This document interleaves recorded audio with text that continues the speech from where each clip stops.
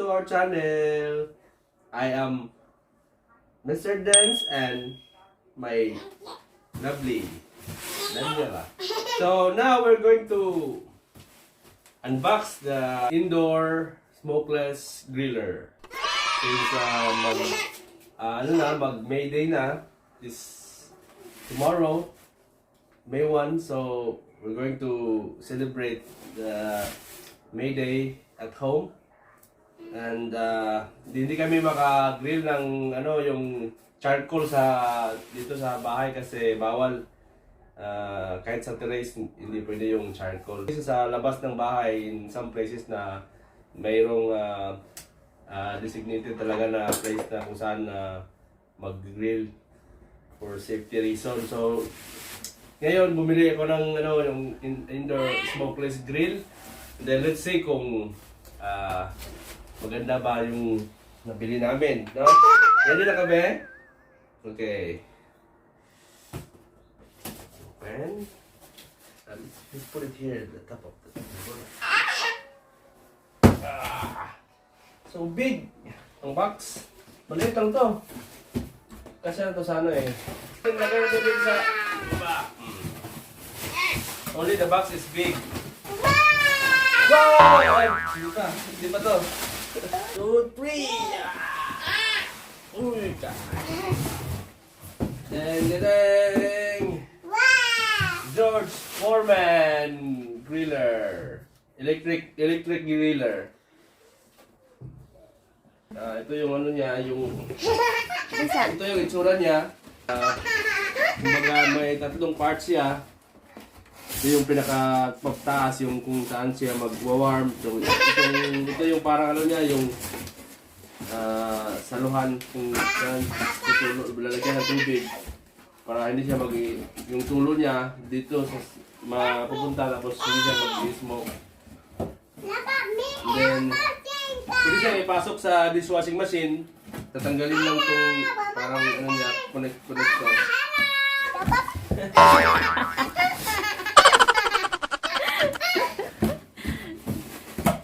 So, let's see kung pwede sa grill yung gulay, mga ganon. Hindi lang puro baboy, din.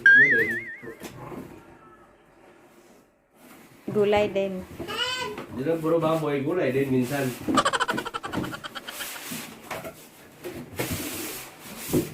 Aday!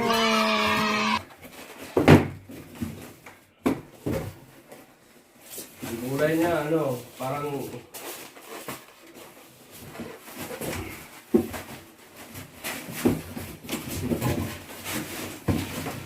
manual. Lagyan natin doon. Baba na. Parang yan. Actually, siya. Ito yung electric na parang kukonect mo to sa niya dito. Charger? Parang charge yung adapter.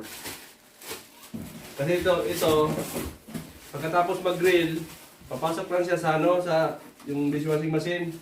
Hindi na kami mag-kuskus. Pwede siya? Nakita niyo sa picture na to. Sa dishwashing machine, papasok mo lang siya. I-disconnect mo lang siya. Tapos, kasya sa to, gaganon mo lang. Kasya sa dishwasher na to? Oo, kasi yan, Standard. Let's try ito.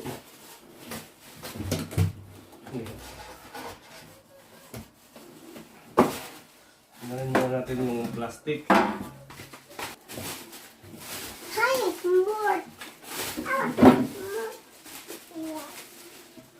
Ito lang siya. Plastic, tapos Di siya delikado.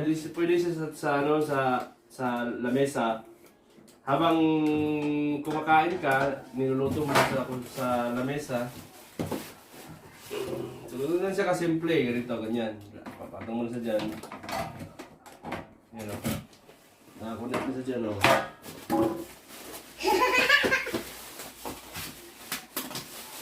Tapos, Ito yung parang ano niya, dyan lang, dito, magaling. Yan. Ito, mayroon siyang hole.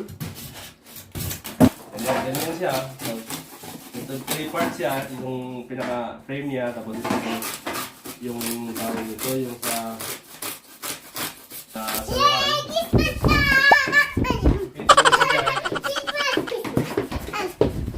And then, sa dito, may butas, tapos ito tama mo lang siya dun sa may ano.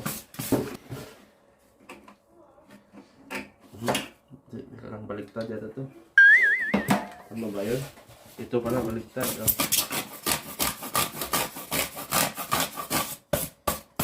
Yan. So, Oh. Pwede na. sasaksak mo na siya. So, pag mag-warm na siya, pwede mo na lagyan dito ng sausage, yung ganito, yung sa picture niya. Pwede mo na lagyan ng sausage, chicken, or meat, beef, pork, tomato, yung mga gulay, paprika, asparagus, yung mga zucchini. So, pwede na siya. Habang kumakain ka, pwede mo siyang lulutuin. Tapos, pupulot ka lang ng pupulot para at least fresh at saka warm yung kinakain. So, yun guys, ita-try namin to. And let's see kung maganda yung result. So, ito po yung ano, maggagawa kami ng review with this kind of brand na ano. So, titignan natin kung maganda yung review or experience namin sa ano na to. A few moments later.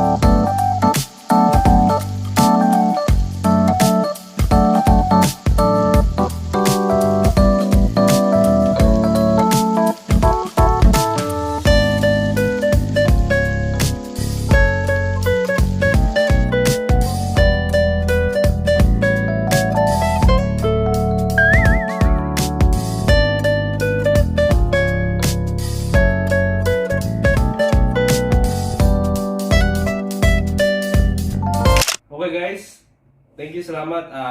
Maraming salamat sa pag-watch sa video na to. And see you next time sa bago namin upload, guys. And don't forget to subscribe if you are new to my channel. So consider subscribing my channel and then don't forget to hit like.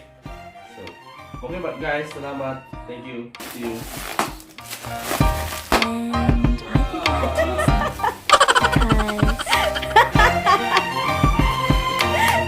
The sun is up, it's a beautiful day. My beginning will be as bright as the sun. Come when you come along. And it feels so bright, it's like luck is raining on me. Go and follow your heart, doesn't matter how far. There is so much love to give, something's telling me this time. Baby, baby, now